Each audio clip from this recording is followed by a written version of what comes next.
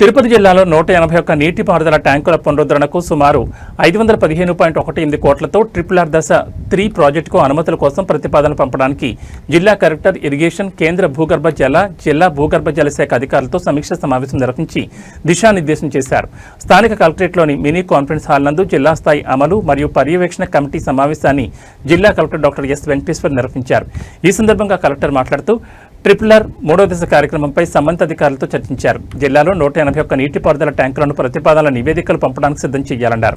ఈ 181 ట్యాంకుల ద్వారా మొత్తం 30,81.85 హెక్టార్ల ఆయకట్టు ప్రయోజనం లభించనుందని, ప్రతిపాదిత పనులకు అంచనా వ్యయం సుమారు 515.18 కోట్లని తెలిపారు.